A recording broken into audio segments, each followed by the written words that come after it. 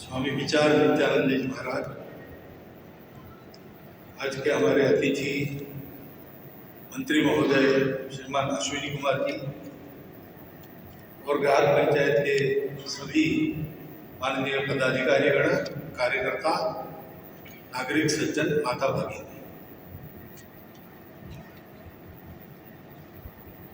50 वर्ष पूरे होने से हम इसको स्वर्ण जयंती अधिवेशन कहते हैं।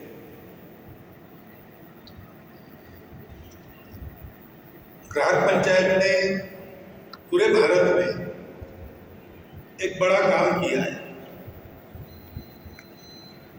ग्राहकों की समस्याओं को लेकर उसके लिए प्रयास करने वाले पहले भी थे, कुछ व्यवस्थाएं भी छोटी मोटी थी, लेकिन भारत का विचार अधिष्ठान में लेकर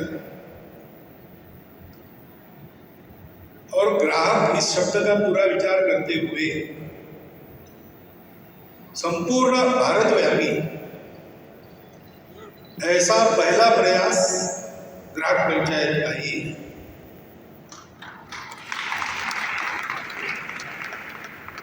और बहुत अल्पावधि में उसने अपना एक स्थान उत्पन्न किया है और उसके उस प्रभाव के चलते ग्राहकों से संबंधित जो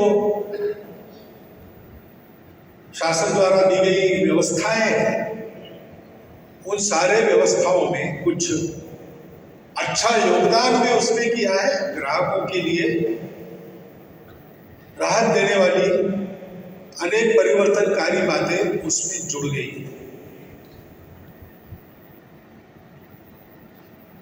तो इसलिए इस स्वर्ण जयंती अधिवेशन को हम स्वर्णिम अधिवेशन भी कह सकते हैं, क्योंकि केवल 50 वर्षों में भारत जैसे विविधता भरे देश में सभी दृष्टि से विविधताएं हैं, वैसे आर्थिक दृष्टि से भी सभी प्रकार के स्तर भारत में मिलते हैं। तो उनका विचार करते हुए एक पूरा ग्राहक दर्शन देना, उसको अनुभवों की कसौटी पर परख लेना और पक्का करके समाज के सामने प्रस्तुत करना, ये आसान बात नहीं है। वो ग्राहक पंचायत ने करके दिखाई है। तो इस अधिवेशन का आनंद उत्साह सबके मन में है, परंतु ग्राहक आंदोलन की कोई आयु तो होती नहीं। 50 वर्ष हो गए, ये बात ठीक है। मनुष्य के 50 वर्ष हो गए तो कहते हैं कि आधा जीवन निकल गया, लेकिन हमारे यहाँ आधे जीवन का सवाल नहीं है, क्योंकि जब तक समाज है तब तक ग्राहक है और सारा समाज ही ग्राहक है।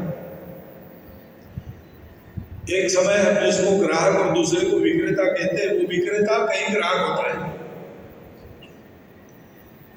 और इसलिए संपूर्ण समाज ही ग्राहक है और ग्राहक ही उसकी स्थिति निरंतर बने रहने वाली है। लेकिन ये जरूर है कि आयु हमारी चिरकालिक है, अमर है, फिर भी सिंहावलोकन तो आवश्यक होता है।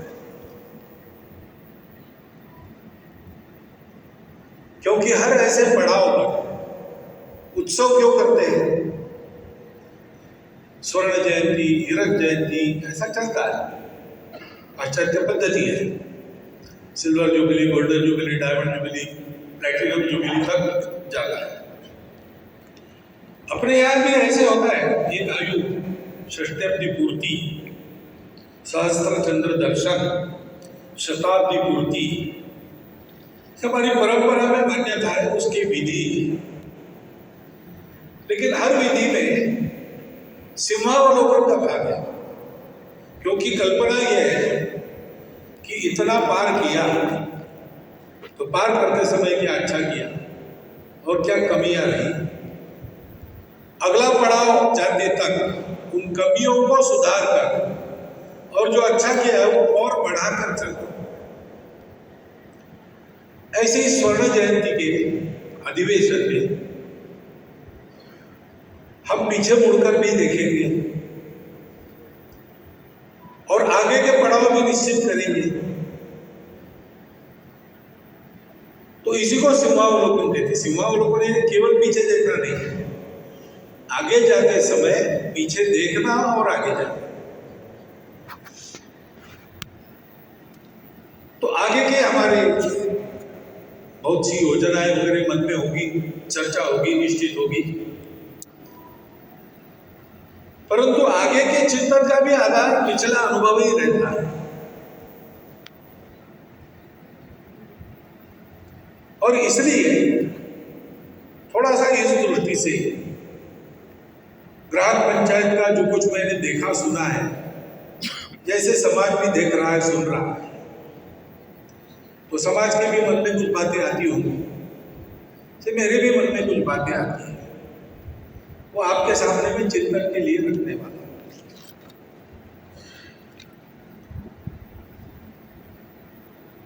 हम जब बात करते हैं शासन से, प्रशासन से, तो आपको अंग्रेजी का भी उपयोग करना पड़ता होगा। अंग्रेजी का जो उपयोग करते हैं तब हम कंज्यूमर प्रोटेक्शन, कंज्यूमर एक्ट, से कंज्यूमर शब्द का प्रयोग करते हैं। ग्राहक का भाषांतर अंग्रेजी में कंज्यूमर ऐसा कहते हैं। लेकिन इन दोनों शब्दों की पीछे के भाव, जिसके कारण उनमें विशिष्ट अक्षरों का उपयोग हुआ, वो अलग अलग है। कंज्यूमर वो है जो भोग करता है, खाता है, और कोई उसमें छटा नहीं। To consume, to use, to eat, ऐसे रहता है। आदमी खाता क्यों है? आदमी भूख लगी है इसलिए खाता है, कभी कभी भूख नहीं लगी तो भी खाता है, रुचि अच्छी है इसलिए खाता है। पोषण के लिए खाता है क्या? खाते समय आदमी ये विचार करके खाता नहीं। अब आजकल थोड़ी सी सजगता बढ़ी है और डायबिटीज, ब्लड प्रेशर, ये भी सब बढ़ा है, इसलिए लोग अपने खाने पीने का विचार कर रहे हैं। लेकिन सदियों से मानवता चली है, जब से अंग्रेजी भाषा चली है तब से कंज्यूमर ये शब्द खाने के लिए है। ग्राहक शब्द का उपयोग अर्थ ग्रहण करना, वो खाना ये जरा दूर का है। ग्रहण करना यानी हाथ में लेना, धारण करना। खाना पोषक होना चाहिए, लेकिन इसका विचार न करते खाते हैं। मनुष्य खाता है क्योंकि मनुष्य को रुचि अरुचि भी रहती है, मनुष्य को वासना भी रहती है, तो बहुत विचार नहीं करता ये खाना चाहिए कि नहीं खाना चाहिए। लेकिन ग्रहण करने में इसका विचार रहता है, और ग्रहण करने में उसका उपयोग भी रहता है, और ग्रहण करने में उसको टिकाए रखने की भी व्यवस्था होती है जिसका हम ग्रहण करते हैं।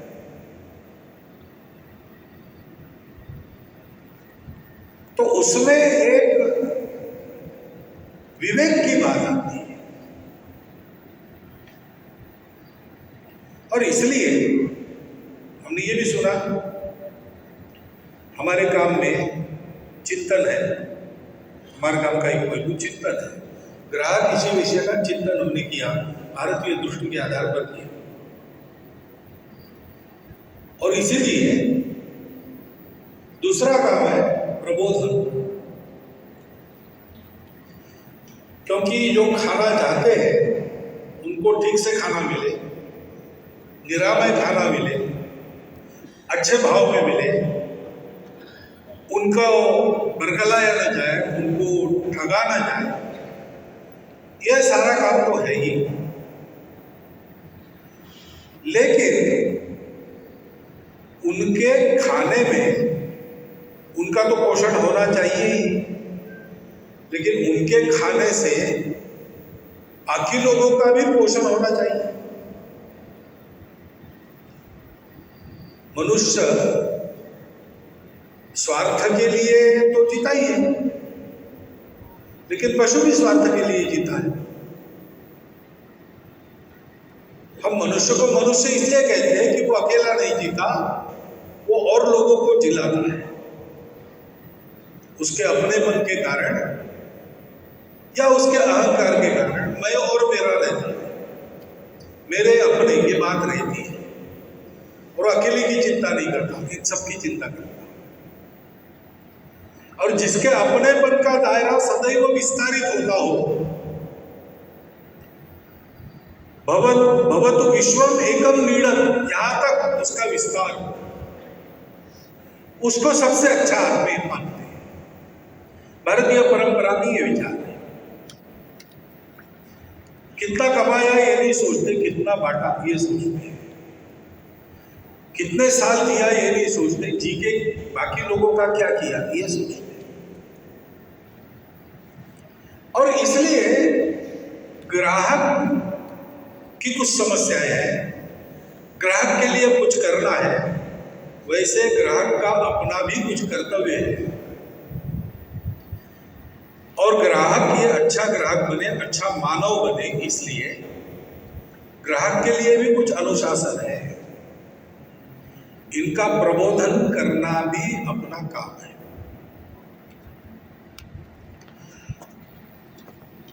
तो हम